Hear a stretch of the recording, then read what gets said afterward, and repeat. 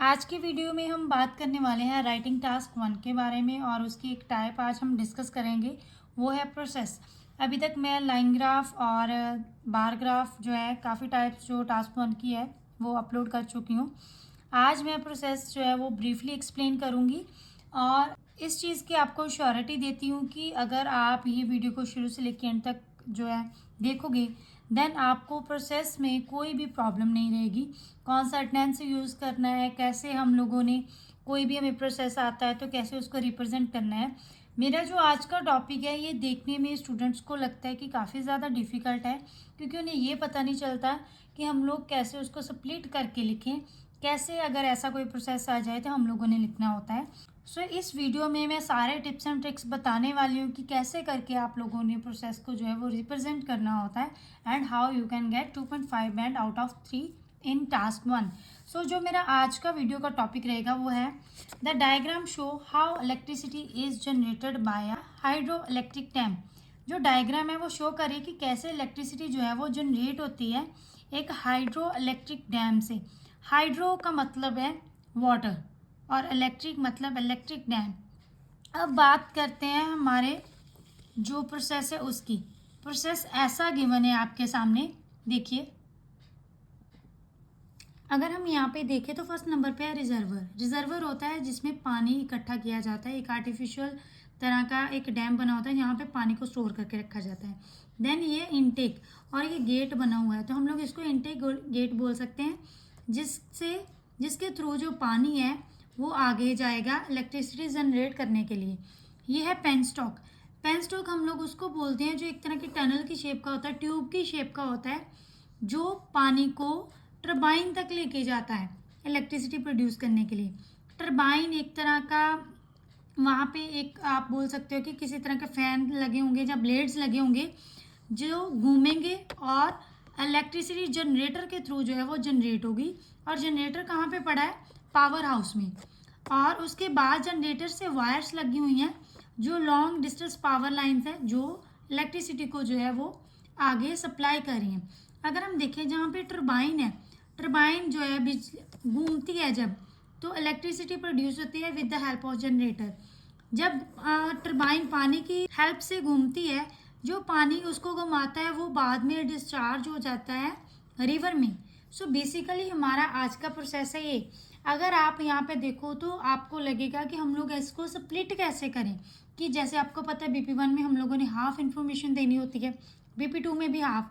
तो इसको half most of the student के माइंड में होगा, हम लोग जो पेन स्टॉक तक इसमें लिख देंगे, आफ्टर दैट जो है प्रोसेस वो BP2 में लिख देंगे। बट ये चीज़ रॉन्ग होती है। अगर आपने प्रोसेस में अच्छे बैंड स्कोर करने हैं देन आप पहले देखिए, ऐसा अगर कोई प्रोसेस आता है तो पहले आप उसका बता दीजिए कि उसमें एक्चुअल में है क्या है, मीन उसकी डिस्क्रिप्शन दे दीजिए। लाइक कि पहले क्या चीज़ गिवन है, आफ्टर दैट क्या लगा हुआ है, कौन सी चीज़ किसके साथ लगी हुई है। देन BP2 में उसका सारा मैकेनिज्म, लाइक जो भी उसकी फंक्शनिंग है, जैसे भी वो वर्क कर रहा है वो सारा बता दीजिए।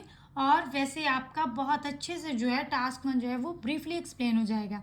अब चलिए पहले बात करते हैं इंट्रो की।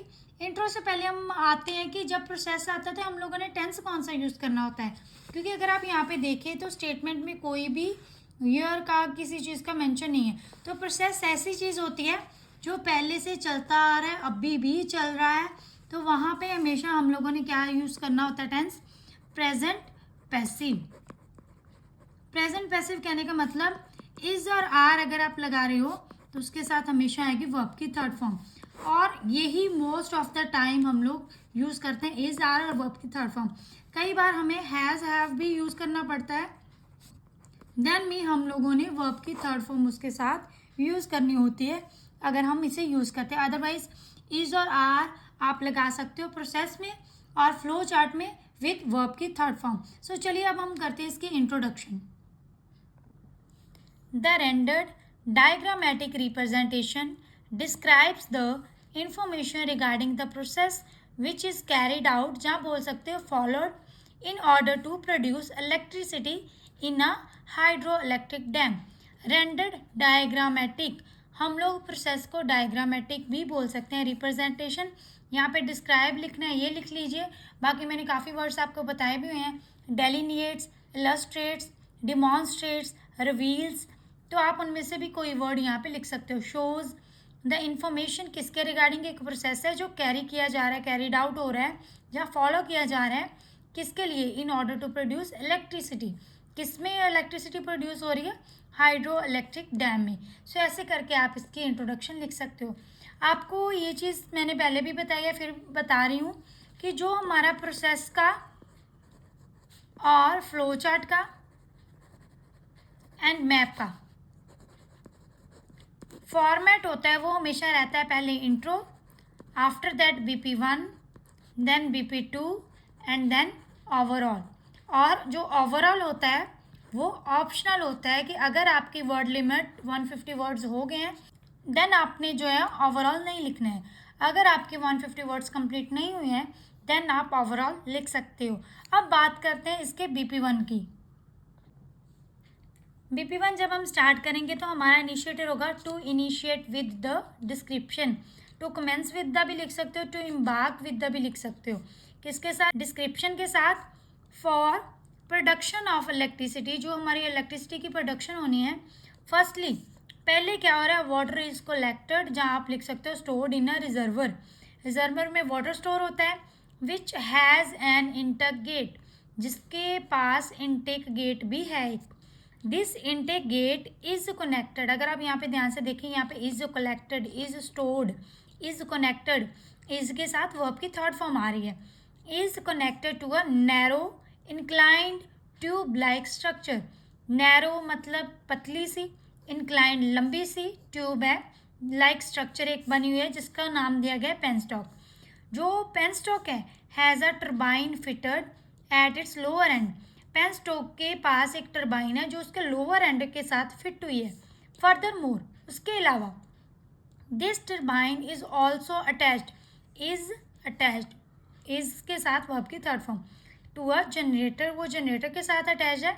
और जनरेटर कहाँ पे है, which is placed in a power house, again यहाँ पे इज प्लेस्ड लिखा है, पावर हाउस में प्लेस है जनरेटर। अलॉन्ग विद दिस, इसके साथ में ही, the penstock also has another opening, जैसे हमने यहाँ पे लिखा कि जो पेनस्टॉक है उसका एक लोअर एंड पे टर्बाइन लगा है।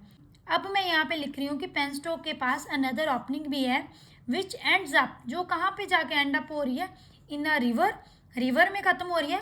फॉर डिस्चार्जिंग लिख सकते हो, या डिस्कार्डिंग लिख सकते हो, water after rotating the turbine, मतलब टर्बाइन को रोटेट करने के बाद वाटर कहाँ पे जाके निकलता है, रिवर में, या कहाँ पे जाके डिस्चार्ज होता है, या कहाँ पे जाके डिस्कार्ड होता है। सो ऐसे करके आप डिस्क्रिप्शन बता सकते हो, आफ्टर दैट आप उसकी फंक्शनिंग बता दो। अब जो भी मैंने यहाँ पे बोला वो मैं आपको एक बार जो डायग्राम है वहाँ पे दिखा देती हूँ ताकि आपको और भी ज़्यादा अच्छे से क्लियर हो जाए। ये देखिए मैंने बोला कि रिजर्वर में पहले वाटर जो है वो कलेक्ट होता है, आफ्टर दैट उसके साथ एक इंटेक गेट लगा हुआ है। इंटेक गेट जो है वो पेनस्टॉक के थ्रू, एक पेनस्टॉक है वहाँ पे, पेनस्टॉक का लोअर एंड जो है वो टर्बाइन के साथ है, और टर्बाइन अटैच हो गया जनरेटर के साथ, और जनरेटर कहाँ पे प्लेस है, पावर हाउस में। और जो पेनस्टॉक की एक और अनदर ओपनिंग है वो किस में है, रिवर में, जहाँ से टर्बाइन को घुमाने के बाद पानी जो है डिस्कार्ड हो जाता है। ये मैंने ब्रीफली एक्सप्लेन कर दिया उसका जो है डिस्क्रिप्शन। अब बात करते हैं हमारे BP2 की। BP2 में मैं फंक्शनिंग बताऊंगी कैसे कैसे ये इलेक्ट्रिसिटी जो है वो प्रोड्यूस हुई है, जहाँ जनरेट हुई है। सो चलिए स्टार्ट करते हैं BP2। Probing ahead with the explanation of the working functioning of the dam. Working भी लिख सकते हो, फंक्शनिंग भी लिख सकते हो कि प्रॉबिंग अहेड किसके साथ कर रही हूँ, आगे बढ़ रही हूँ, एक्सप्लेनेशन देने जा रही हूँ जितनी भी फंक्शनिंग हुई है डैम की। When water level is full in the storage, जब वाटर लेवल पूरा हो जाता है, फुल हो जाता है स्टोरेज में, स्टोरेज कहने का मतलब जो रिजर्वर है, then the intake gate is open, जो इनटेक गेट वहाँ पे है उसको ओपन कर दिया जाता है, and water rushes toward the turbine, और वाटर जो है वो रश करता है मतलब भागे जाता है टूवर्ड द टर्बाइन। जहाँ इज रश्ड भी लिख सकते हो, जहाँ रशेज भी लिख सकते हो। वो आपकी फर्स्ट फॉर्म अगर लगानी है देन आप वहाँ पे इज नहीं लगाओगे, अगर आपने इज लगाना है देन वर्ब की थर्ड फॉर्म लगाओगे। कॉन्सिक्वेंटली आगे चल के क्या होगा, the water rush leads to rotation of the turbine that power up the generator which in turn leads to formation of electricity. जो वाटर आया था उसने क्या किया, रोटेशन टरबाइन की जो थी वो की, और जिसने पावर किसको किया, जनरेटर को। और जनरेटर ने क्या, जो फॉर्मेशन किसकी की, इलेक्ट्रिसिटी की, जहाँ प्रोड्यूस की जहाँ जनरेट की। नेक्स्ट टू इट, इसके बाद क्या हुआ, the water after rotating turbine is passed to the river through an opening of the penstock. जब टरबाइन को रोटेट कर दिया वाटर ने, वो वाटर कहाँ पे चला गया, रिवर में चला गया, किसके थ्रू, जो एक अनदर ओपनिंग थी पेनस्टॉक की। फाइनली, अब यहाँ पे मैं फाइनली वर्ड यूज़ कर रही हूँ क्योंकि इलेक्ट्रिसिटी बनने के बाद फाइनल स्टेप क्या है कि उसको उसके डेस्टिनेशन तक पहुँचाना।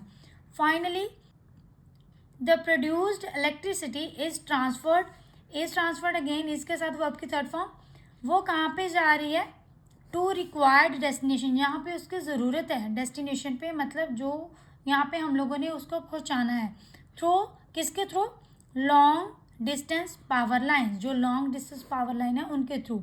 सो ऐसे करके आप लिख सकते हो BP2। अगर अब हम डायग्राम को देखें तो वहाँ पे हम लोगों को क्लियर होगा कि हमने सारा कुछ ब्रीफली एक्सप्लेन कर दिया है। जैसे कि यहाँ पे लॉन्ग डिस्टेंस पावर लाइंस लगी हैं, जनरेटर जब इलेक्ट्रिसिटी प्रोड्यूस करता है तो इनके थ्रू डेस्टिनेशन पे इलेक्ट्रिसिटी जो है वो पहुँचाई जाती है।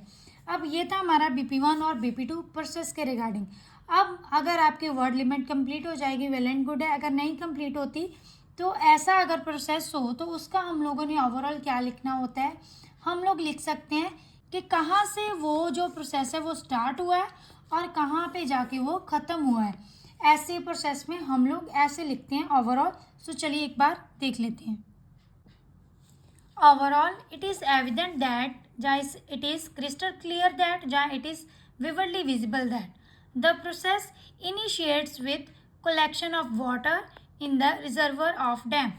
प्रोसेस किसके साथ स्टार्ट हुआ है, जब हम लोगों ने वाटर कलेक्ट किया रिजर्वर में, रिजर्वर किसका था, डैम का। एंड सेट, यहाँ पे आप लिख सकते हो कि ख़त्म कहाँ पे हुआ, supply of electricity through long distance power lines, जब इलेक्ट्रिसिटी जो थी लॉन्ग डिस्टेंस पावर लाइन के थ्रू डेस्टिनेशन तक पहुँच गई थी।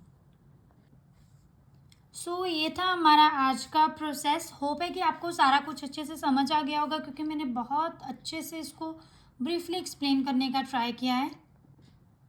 और जितने भी मैं अब तक टास्क 1 की टाइप्स जो है वो अपलोड कर चुकी हूँ, उनके लिंक डिस्क्रिप्शन में है। अगर आपने अभी तक नहीं देखे हैं तो आप डिस्क्रिप्शन से उनका लिंक उठा के वहाँ पे विजिट कर सकते हो, ताकि आपकी कोई भी क्वेरी ना रहे टास्क 1 के रिगार्डिंग। और जो रह गई हैं टास्क 1 की टाइप्स, वो भी मैं जल्द आने वाले डेज़ में जो है उनकी वीडियोज़ भी अपलोड करूँगी, और ताकि आप लोगों को क्लैरिफाई हो सके। सो इसलिए चैनल को कर लीजिए subscribe and press the bell icon too, और जितना हो सके इस चैनल को शेयर कीजिएगा ताकि आपके साथ साथ आपके दोस्तों की भी हेल्प हो सके। So thank you so much, have a nice day.